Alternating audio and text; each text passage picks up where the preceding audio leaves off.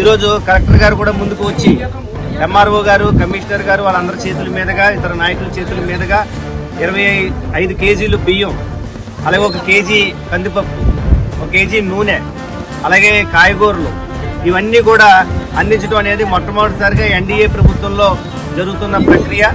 So ఇదే విధంగా ప్రతి గ్రామాన్ని కూడా అటు పక్కన పార్టీలే కాకుండా గవర్నమెంట్ కూడా, ఎన్డీఏ గవర్నమెంట్ కూడా అన్ని రకాలుగానే సహాయ సహకారాలు అందించడానికి ముందుకు రావడం మీరందరూ కూడా గమనించాలి. దీనివల్ల మీరందరూ కూడా ధైర్యం తెచ్చుకోవాలని నా మనవి.